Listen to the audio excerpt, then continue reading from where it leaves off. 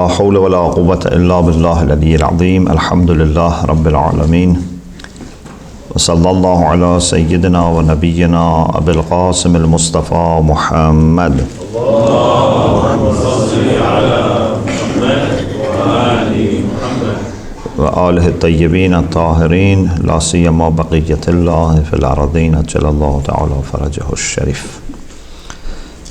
So alhamdulillah, we have tawfiq to continue reflecting on Surah Yussuf. We start with verse 22. أعوذ بالله من الشيطان الرجيم.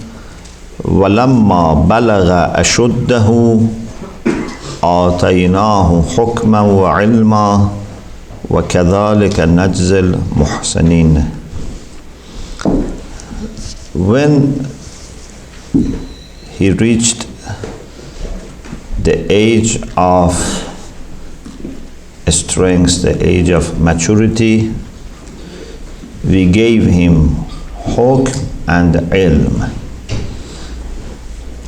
Here ulama have discussed a lot about what are hukm and ilm.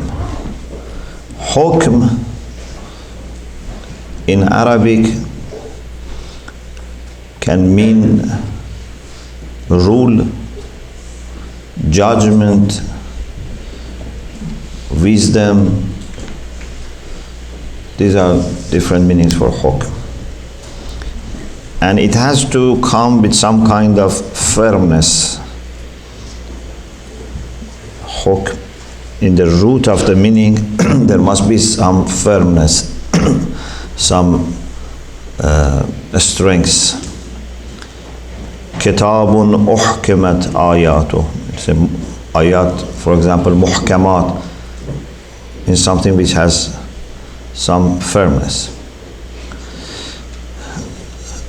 Some people have said hukm here means nubuwwah, prophethood. Some mufassirin have said this, like Ayatollah Makarim Shirazi has this idea that it can mean nubuwwah.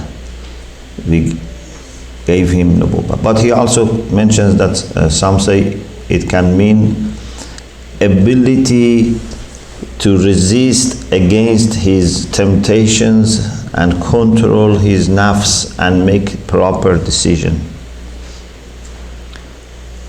And ilm is knowledge, but for sure this is not a conventional knowledge, because that was there also before. It must be a kind of knowledge which is God-given, like the knowledge that in Hadith and Wan Basri we had, in one of previous retreats, Al-ilmu nurun yaqdhifuhu Allah fi qalbi man yasha. It's a light that Allah projects in the heart of those people that He wills. I think there is a chance that hukm may mean wisdom, that we gave him wisdom. And of course wisdom requires control over one's temptations and desires. But it's a gift that Allah gives, and whoever is given wisdom, مَمَنْ يُؤْتَ الْحِكْمَةَ فَقَدْ أُوتِيَ خَيْرًا كَثِيرًا. So Yussuf alayhi salam, after going through all the difficulties, when he reached that age of maturity, but this maturity is a maturity in body and mind, in everything. Some people have said age of 18 to 30 is in Arabic called ashud. Sometimes even in Arabic 40 is considered as ashud in the Quran. When you reach that age, that physically and mentally and psychologically you are at a strong point, this is called ashud. So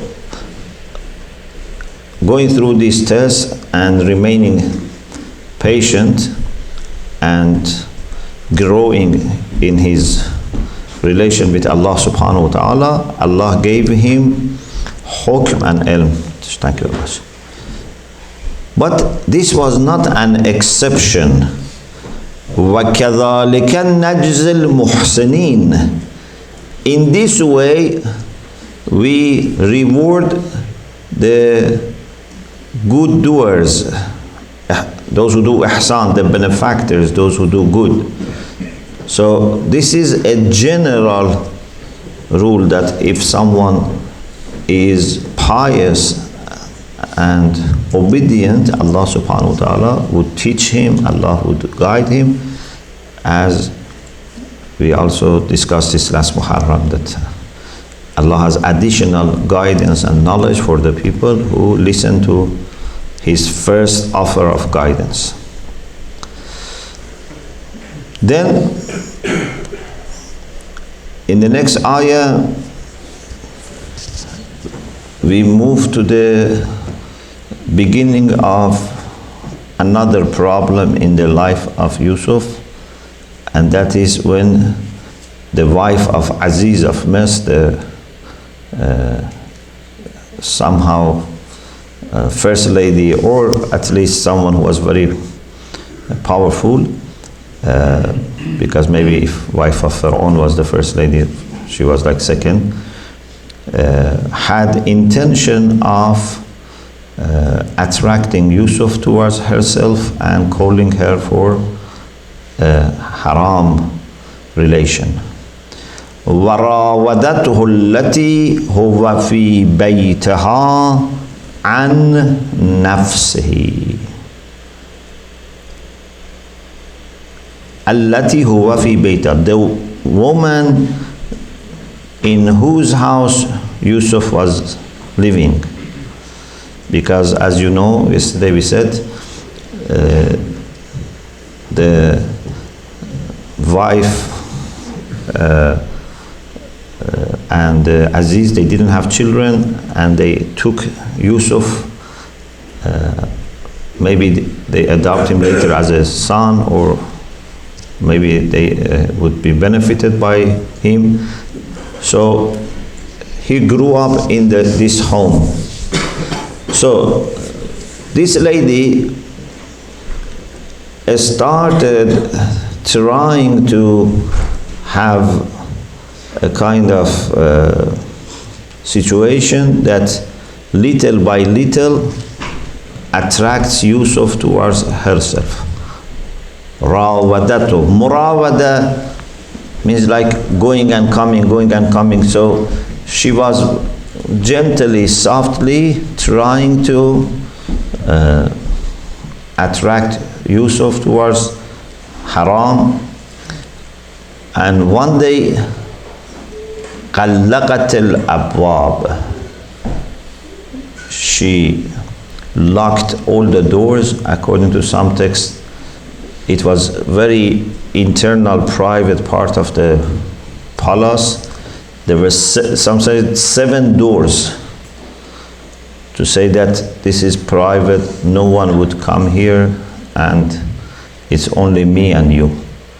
قَلَّقَتِ الْأَبْوَابِ وَقَالَتْ حَيْتَ لَكَ, and she said, I am prepared, I am there for you. She had a nice dress, and anyway, prepared herself and offered to Yussuf to have haram. قَالَ مَعَاذَ اللَّهِ. Yussuf alayhi salam, although was a young person, was not married, had no wife, physically was under pressure, but he never thought even about this, he never considered this. قَالَ مَعَاذَ اللَّهِ, I seek refuge from Allah subhanahu wa ta'ala. According to my understanding, as we have said this before about other cases, I believe when you say ma'adallah, or when you say bi'idhnillah, these things, in my view, they have power. And if you wholeheartedly say ma'adallah, it means like you are pressing on a button of help that Allah gives you. It's not something that just you say it, whether you say it or you don't say it doesn't make any difference. No, by this you are releasing a power which is there that comes to help you and save you. The same is when, for example, you say, A'udhu billahi minash shaitanir rajim. It's not just a word. If you say it wholeheartedly, right away, you receive assistance from Allah subhanahu wa ta'ala. Innahu Rabbi ahsana mathwai. He is my Lord and has respected me, has given me a respectful position. Here there are two interpretations. One is that this refers to Allah subhanahu wa ta'ala. Allah is my Lord and He has been so kind, so generous with me. He has respected me, respected my position, honored me. How can I disobey Him? But some Mufassirin say, no, this refers to Aziz of Misr, to the husband of this lady. Because as you remember, we said, when they saw Yussuf, he said to his wife, Akrami mathwah. This is not an ordinary person. You must have a special respect and honor him. So some say it means that Yussuf told after Ma'adallah, which is his remembrance of Allah and asking Allah for refuge, he is also saying to Zulaykha, how can I betray my master? And Rabb can be used for human beings as well. Actually, in this surah, several times Rabb is used for human beings. For example, Yussuf alayhi salam, when he was in prison, said to that person who asked for interpretation, Udhkurni inda rabbik. Remember me when you are with your master, your Lord. Lord doesn't mean God, means Pharaoh, for example. So, Innahu Rabbi ahsana mathwai. Some people say it means Aziz of Misr is my master. He has honored me. How can I betray him? So he had two reasons to reject haram. One was because it was displeasing Allah subhanahu wa ta'ala. Secondly, he was a person who felt he owes Aziz of Misr, and also this is in the house of Aziz of Misr. According to some Mufassirin, he had lots of trust in Yussuf, and he had given him, ability to deal with his money, property, whatever. He says, how can I betray someone who has trusted me? We have to be always trustworthy, but especially with the people who have put their trust in us. Even someone has not put his trust in me, I have to be trustworthy. But if someone has trusted me and then I betray, that it becomes worse. So these two interpretations are here. إِنَّهُ لَا يُفْلِحُ الظَّالِمُونَ. The previous ayah ended with a general rule, إِنَّا كَذَلِكَ نَجْزِ الْمُحْسِنِينَ. Those who do good, they will be rewarded by Allah subhanahu wa ta'ala, even in dunya. This ayah is also ending with a general rule. إِنَّهُ لَا يُفْلِحُ الظَّالِمُونَ. Those who are unjust, they are not going to be happy. They are not going to have salvation, neither in dunya nor in akhirah. This act is zulm. Zulm to myself, zulm even to you, although you are offering, but me, by accepting, I am also doing zulm to you. Because if someone volunteers to have poison and says, give me the poison which you have, although that person has asked me, but I am doing zulm if I give him. And this zulm is not going to remain unnoticed. Certainly it would come and destroy. So, this was the conversation that started. Unfortunately, Zulaykha is not at that time accepting this logic, because she was someone who was under pressure. She had temptations, she had desires, which were also accumulated over years, and maybe had reached became like a volcano. That time, unfortunately, when you are very much triggered, your desires, it's very difficult to be listening to logic. Yeah? This is why we should try not to reach that point as much as possible, not to get close to haram. Because if you get close to haram and you want to come out, it's very difficult. It's like you go a slippery road and then you want to bring the car back. It's very difficult. So she kept asking, and then Allah subhanahu wa ta'ala says, وَلَقَدْ هَمَّتْ بِهِ وَهَمَّ بِهَا لَوْلَا أَنْ رَأَى بُرْهَانَ رَبِّهِ. Then it seems that it went further, and she actually wanted to get hold of Yussuf, and maybe some Mufassirin have said means maybe they started quarreling, but I'm not sure. At least it shows that she really wanted to get hold of Yussuf, maybe holding him with her hands.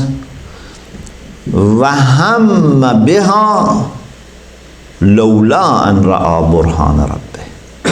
Had it not been that Yussuf had seen Burhan, a clear sign, a clear hujjah from his Lord, Yussuf also would have wanted to get hold of Zulaykha. Or according to some people, Yussuf also would have started fighting with her and then get into problem. But he knew that he should not, because some people say hammam is fighting and quarreling, because he knew that he should not fight a lady and physically harm her. But the first meaning is more said and more maybe acceptable, that she really wanted, and Yussuf by nature or by instincts or desires would have wanted her had he not seen the Burhan of his Lord. There is a hadith that Ma'mun asked Imam Raza alayhi salam about this actually, that if prophets are ma'soom, why it says وَهَمَّ بِهَا? And then Imam said it means if he had not seen the Burhan, hamma biha. So it's a conditional sentence. It doesn't say it happened. It's a conditional sentence, but because the condition was not there, so the result also was not there. كَذَلِكَ لِنَصْرِفَ عَنْهُ السُّوءَ وَالْفَحْشَةَ. I think this Burhan from Allah subhanahu wa ta'ala, something that made it very clear, he felt ugliness of this action. And some people say what also contributed to that was that when Zulaykha saw the statue of her Lord and put a piece of clothes or dress on that. But I think it's more than that. I think that was actually reply of Allah subhanahu wa ta'ala when he asked him for help. When he said, Ma'adallah, then how did Allah help him? By strengthening his willpower and by also providing him with this burhan that he felt this is very bad. Attraction stopped. On the level of physics, nature, there was attraction. But he saw something greater, and then the resistance was very easy for him. Like if someone offers me and I am very hungry, maybe I had no food for some time, something that looks nice, I will be tempted to eat. But if I know there is poison inside this, or I see all of a sudden something dirty in this, then I don't need to pressurize myself to not eat it. Actually, you have to force me to eat it because I have seen this is dirty. كَذَلِكَ لِنَصْرِفَ عَنْهُ السُّوءَ وَالْفَحْشَةَ. We, in this way, tried to take away from him su and fahsha, something which is bad and ugly. Allah doesn't say we turned Yussuf away from bad. He says we turned bad things away from Yussuf. Means we gave a kind of immunity to Yussuf. We showed Yussuf the real picture of this, the real reality of this. This is immunity. Because if bad things remain attractive, you may make mistake and go after them. But if bad things are shown to you in the real picture that they have, real face, you don't go after them. One reason for Isma is this, because the prophets and imams, they see haram in its real face. Like if we see ghaibah, backbiting, as eating the flesh of a dead brother, we would have no desire. Even if people force us, we don't eat. Maybe till we die we fight not to eat from this. But because we don't see, we don't have that burhan, we may think this is very nice thing. We do ghaibah and enjoy. So Allah gave this kind of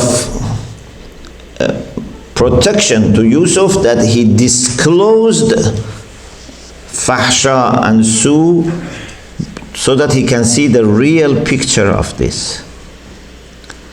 إِنَّهُ مِنْ عِبَادِنَا الْمُخْلَصِينَ. Yussuf is one of servants of us who is mukhlas. Maybe this is the best thing about Yussuf. I don't think we can say anything higher than someone being mukhlas. Muhsin is very important. Allah said, كَذَلِكَ نَجْزِي الْمُحْسِنِينَ. It's very important. But mukhlas, I think, is the highest position that someone can reach.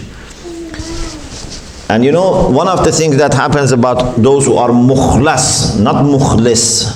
Mukhlis, someone who is trying to purify himself, purify his action, purify his intention. This is mukhlas, which is very important. But mukhlas is even higher. Mukhlas means someone who is purified by Allah subhanahu wa ta'ala. Like mutahhar. We have mutatahhir, we have mutahhar. We have mutaqarrib, we have muqarrab. We have mutazakki, we have muzakka. All of them refer to two levels. When it is muzakka, muqarrab, mutahhar, mukhlas, is higher. Because this is when you have done your part, then Allah accepts you and takes you higher. You have exhausted your power, you have done everything that you could do, But then it comes to the level that only Allah can take you higher. For example, you can try to avoid sins, but how can you avoid forgetfulness? How can you avoid mistakes? This needs Allah's help, that you don't even make mistakes. إنما يريد الله ليذهب عنكم الرجس أهل البيت ويطهركم تطهيرا. It's not just not sinning. Not sinning, they do it themselves. Means even you don't sin by forgetting, by making mistakes, and even immoral mistakes, you don't do it. So Yussuf is one of the servants of us who are mukhlas. And you know, in the Quran, mukhlasun have certain qualities. One of the qualities of mukhlasun is that when every person is brought for judgment, they are not brought for answer questions. Everyone is muhadhar. They will be brought for judging. Mukhlasun, they don't need to be asked questions. They are so much trusted that they will not be brought for questioning. Another quality of mukhlasun is that everyone, when describes Allah subhanahu wa ta'ala, it needs tanzih. Mukhlasun's description of Allah doesn't need tanzih. Another quality is that shaitan has no hope in deceiving them. بِعِزَّتِكَ لَأُغْوِيَنَّهُمْ أَجْمَعِينَ إِلَّا عِبَادَكَ مِنْهُمُ الْمُخْلَصِينَ. He said, I am going to deceive all of them, more or less, except those who are your purified servants. So shaitan has no hope in deceiving these people. Yussuf is one of those people that shaitan has no hope in deceiving them. Why? Because he has burhan. If you can see the reality as it is, shaitan cannot deceive, because shaitan's power is only through deception. Shaitan is gharur, shaitan just deceives. Yes, shaitan doesn't have any power to force us. Shaitan is very good in misrepresenting, in decorating something which is ugly. If you see things as they are, shaitan is very weak and useless. Shaitan can only deceive people who are not experienced, or they don't open their eyes, they don't ask Allah for guidance.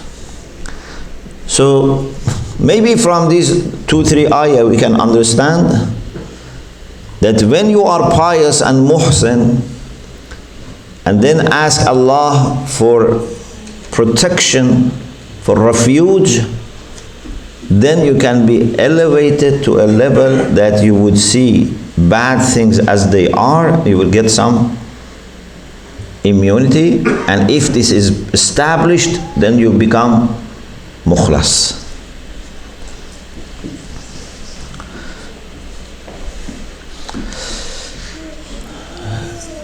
Okay. Now, what happened in the palace? وَاسْتَبَقَ الْبَابِ. Then they had a kind of sebaq. Sebaq means like competition. They both ran away towards the door. Although there were several doors, as it says, some people say 7 doors. It says they went to the door. Either it means the first door or the main door. which involves all the doors in between. وَقَدَّتْ قَمِيصَهُ مِنْ دُبُرٍ. Zulaykha torn from the back the shirt of Yussuf, either because wanted to forcefully hold her or was fighting. But because Yussuf was running away from her, so she managed to catch the dress of Yussuf from back. And this, of course, very much helped Yussuf.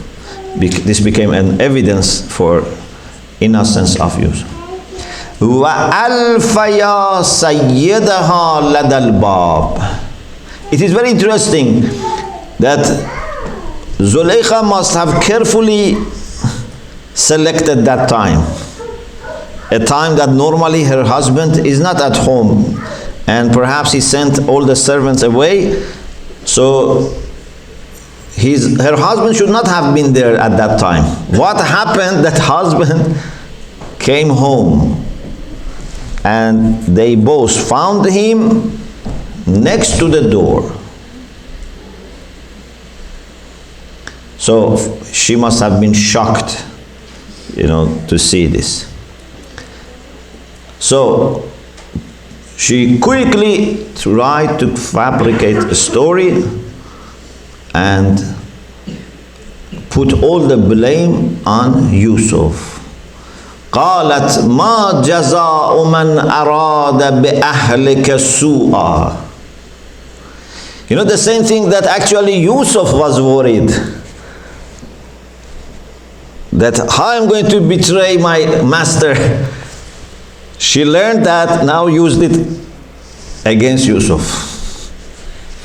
That what is the recompensation, means punishment, for someone who has made a bad will about your family. أراد بأهلك سوء, wanted bad for your family. So she wanted to put blame on Yussuf and appear as a victim who is now asking Aziz of Misr to help her and to protect his own honor. So she took it to a very extreme in order to protect herself. إِلَّا أَنْ يُسْجَنَ أَوْ عَذَابٌ أَلِيمٌ. And perhaps because she had lost her hope in Yussuf and knew that Yussuf is not going to accept, said either he must be put in prison or very severely be punished. Adhabun alim means painful punishment.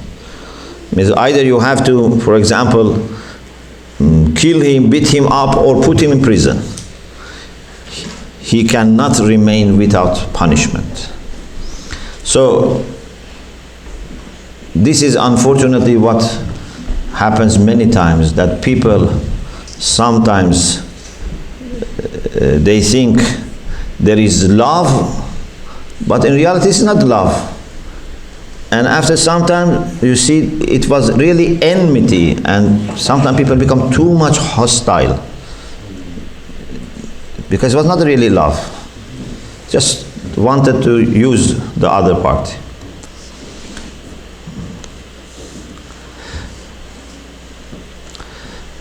قال هي راودتني عن نفسي. But Yussuf alayhi salam said, no, this was not the case. هي راودتني عن نفسي. She kept asking me and coming to me and offering. But as far as this ayah is explaining. Maybe there are other things which were said, but as far as we can see here, Yussuf didn't put any blame on Zulaykha, didn't, get angry, didn't say, she is a bad woman or whatever. He just defended himself and said, she has asked me. وَشَهِدَ شَاهِدٌ مِّنْ أَهْلِهَا. Then a witness, maybe a child, which was actually from the family of Zulaykha. It was not someone related to Yussuf. It was not someone that could be accused that is biased towards Yussuf. Allah subhanahu wa ta'ala provided Yussuf with this kind of evidence.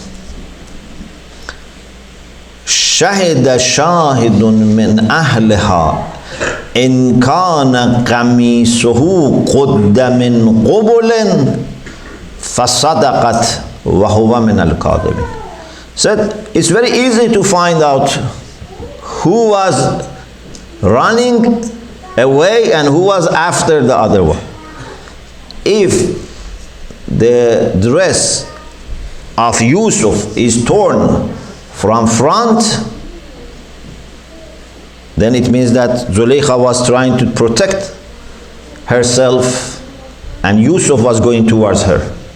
But if it was torn from back, it means Yussuf was running away and Zulaykha was going after him.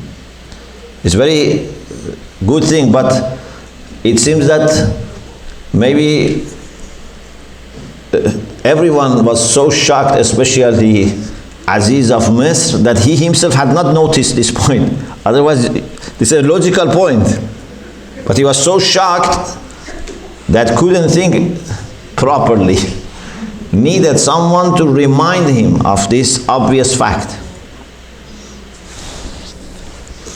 وَإِنْ كَانَ قَمِيصُهُ قُدَّ مِنْ دُبُرٍ فَكَذَبَتْ وَهُوَ مِنَ الصَّادِقِينَ. But if the dress of Yussuf is torn from back, then Zulaykha is liar and Yussuf is truthful.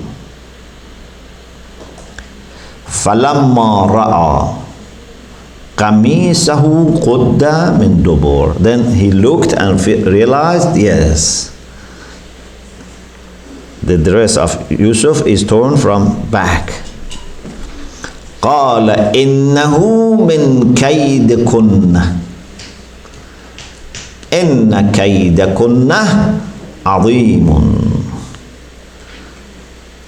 Then she said, truly this is from your kaid, from your plots. It seems that he had this experience, maybe that some women do these things. Not necessarily the same thing, but that they are not sometimes honest. Because she didn't say, this is your kaid, said kaidekunna.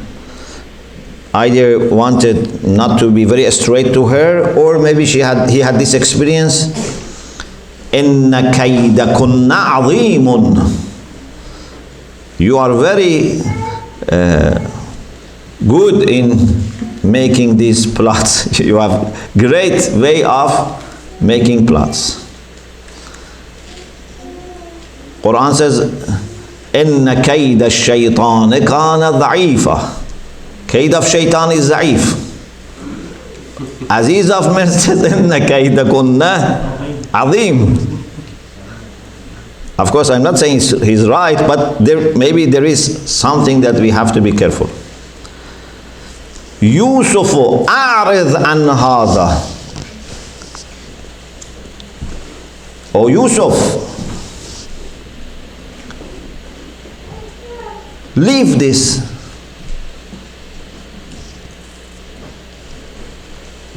Don't talk about this, don't follow this, don't try to, for example, ruin Zulaykha and my reputation. Perhaps all of these are meant here. A'riz an hadha, leave this.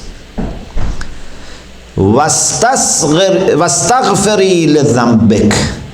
And also said to Zulaykha, you must ask for forgiveness. He didn't say to Yussuf to ask for forgiveness because he was innocent, but said to Zulaykha that you must ask for forgiveness. إِنَّكَ كُنْتَ مِنَ الْخَاطِئِينَ. You were one of the wrongdoers. Of course, I have to say that it's not that there is an issue about women, but if na'uzu billah, a woman goes to wrong direction, then has the ability to do, to make plots which for men can be very dangerous. But there are many nice and moral and pious women that, so we are not generalizing. This is just what he said, and maybe based on his experience about bad women. So, Yussuf, you stop talking or, circulating any news about this. Just leave this, forget it. وَاسْتَغْفِرِي لِذَنْبِكَ. You also ask forgiveness for your sin. إِنَّكَ كُنْتَ مِنَ الْخَاطِئِينَ. You were truly wrongdoer. Perhaps he made in that moment this assessment of the case, that if this is leaked out, if I want to punish Zulaykha, it would be not good for me.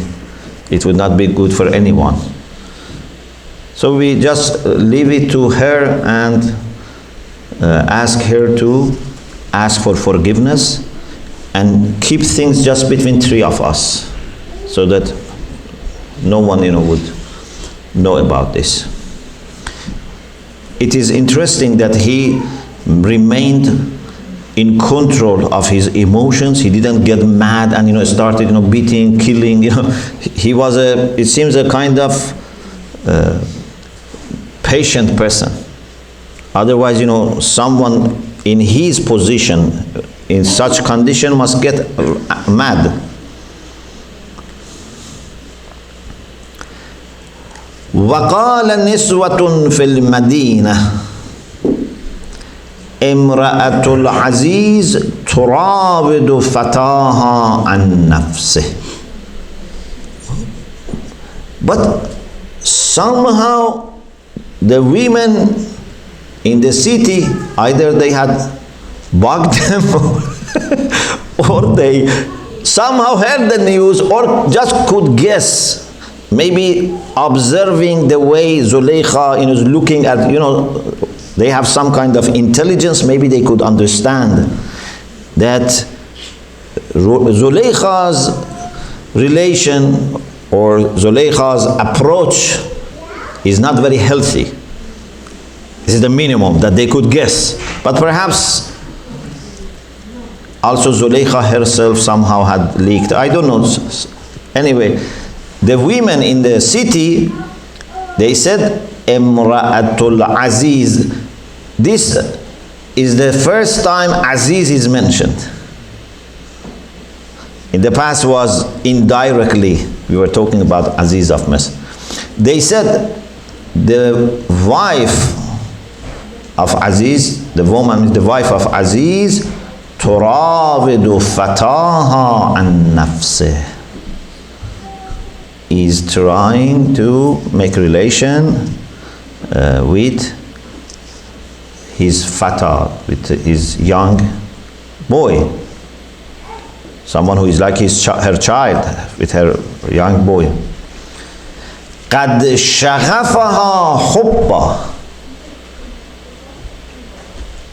Her heart is filled with the love of this fata, this young boy, this young man. إِنَّا لَنَرَاهَا فِي ضَلَالٍ مُبِينٍ. We see her in a very clear and manifest error.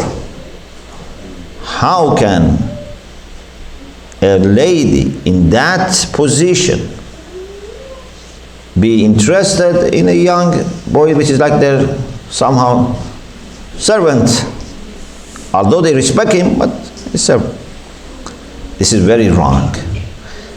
You know, it's not really because they were very pious people, but you know, they were looking for something to blame, because maybe there was some rivalry, some jealousy, you know, also, and they tried to say, you know, we are very nice people, and you know. فَلَمَّا سَمِعَتْ بِمَكْرِهِنَّ, when she heard their makr, their plot. So this shows it was not just a kind of gossip. They actually had a plan against Zulaykha. Maybe it was a kind of deliberate attempt to damage reputation of Zulaykha. Sami'at bimakrihin doesn't say when she heard about what they say. When she heard that there is a makr here, so she realized that they have really a plan to damage her. Arsalat ilayhin, she sent kind of invitation, someone to invite them. So they came. وَأَعْتَدَتْ لَهُنَّ مُتَّكَأً, and she prepared for them something like a pillow, something that they can relax and sit comfortably. وَآتَتْ كُلَّ وَاحِدَةٍ مِّنْهُنَّ سِكِّينًا, and then gave to everyone who was there a knife. So she very carefully planned. So maybe this is one of the reasons why the Aziz of Masjid, your Kaid is, you know, so they were making such plans, very interesting plans. So gave a very sharp knife to them. وَقَالَتْ أُخْرُجْ عَلَيْهِنَّ. It seems that Yussuf was not someone very much seen in the public, and these women, because if they had seen her, you know, a lot, it was not something that could be a shock for them. So it seems that they had not seen very much Yussuf, at least recently. So when she said, "Ukhruj alayhinna," come out to these ladies, فَلَمَّا رَأَيْنَهُ أَكْبَرْنَهُ وَقَطَّعْنَ أَيْدِيَهُنَّ. When they saw Yussuf, they were very surprised. They found Yussuf to be great, to be overwhelmingly beautiful, attractive. وَقُلْنَا حَاشَ لِلَّهِ مَا هَذَا بَشَرٌ. They said, Subhanallah, this is not a human being. إِنْ هَذَا إِلَّا مَلَكٌ كَرِيمٌ. He is an honorable angel. So this also shows that we also should not think Zulaykha was, you know, someone that was attracted to an ordinary person. There was a very exceptional beauty and innocence in Yussuf, that all these people said, this cannot be a human being. This is an angel who is Kareem, is a very honorable angel. But فَلَمَّا رَأَيْنَهُ أَكْبَرْنَهُ وَقَطَّعْنَ أَيْدِيَهُنَّ وَقُلْنَ حَاشَ لِلَّهِ. In this between, they also cut their hands. Their attention was totally taken away from what they were doing, and they cut their hand. And it seems that they cut their hand badly, because it says وَقَطَّعْنَا, not قَطَعْنَا, قَطَّعْنَا. For mubalagha, it's bab taf'il. Now she has their word. They said this is not a human being, but she has also their injured hands. So she has two evidence to say, you know, you cannot blame me. قالت فذلكن الذي لمتنني فيه. This is what you were blaming me. You were blaming me for something that you yourself, you just saw him once and were overwhelmed. وَلَقَدْ رَاوَدتُّهُ عَنْ نَفْسِهِ فَاسْتَعْصَمَ. It is very strange. Maybe she felt at that time very arrogant, very powerful. Then she honestly and clearly spoke. She said, yes, I asked him to have relation with me. I kept asking him. فَاسْتَعْصَمَ. But he tried to be protected. He didn't want to accept. وَلَئِن لَمْ يَفْعَلْ مَا آمُرُهُ لَيُسْجَنَنَّ وَلَيَكُونًا مِنَ الصَّاغِرِينَ.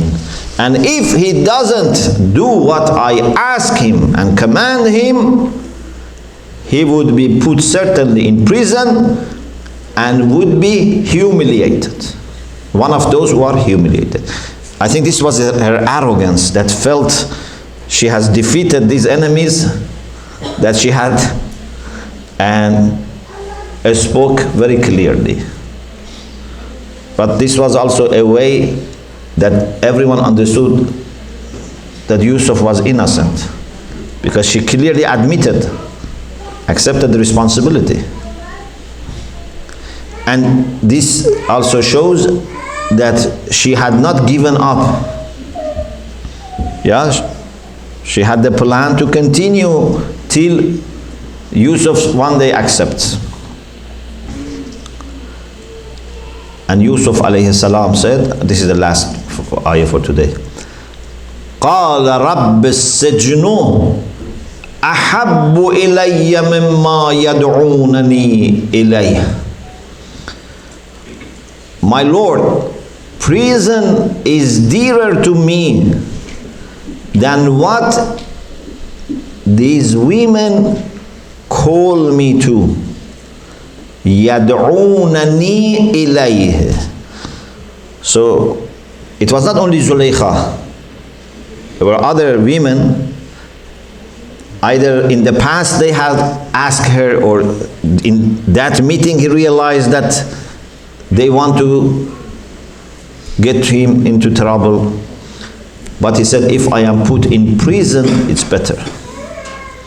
وَإِلَّا تَصْرِفْ عَنِّي كَيْدَهُنَّ أَصْبُ إِلَيْهِنَّ وَأَكُنْ مِنَ الْجَاهِلِينَ.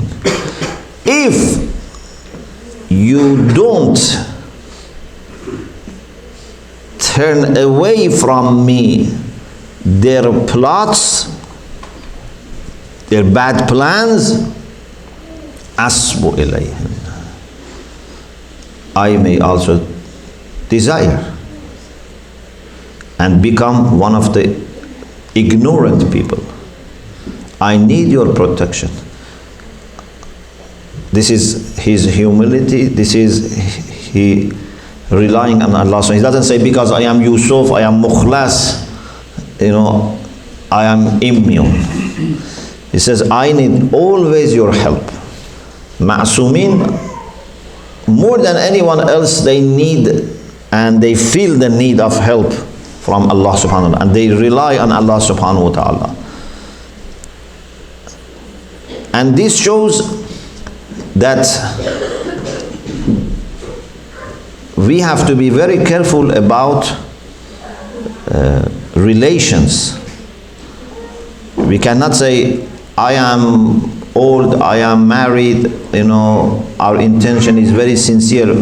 We have to be very careful about relations, because this is something that even someone like Yussuf is worried that there is possibility of shaitan somehow penetrating into this relation, and you would be overwhelmed, you would make mistakes. So this is a very important lesson that we should take.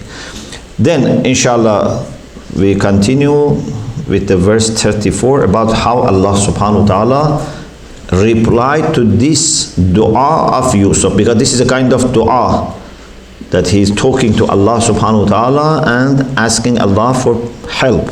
Inshallah we'll see how Allah answers Yussuf. We pray to Allah subhanahu wa ta'ala to help us keep distance from bad things. Not just not to do them, but to keep distance and to protect ourselves. And if God forbids we make mistakes, we ask Allah to give us tawfiq to quickly come out and fix the harm. Alhamdulillah Rabbil Alameen.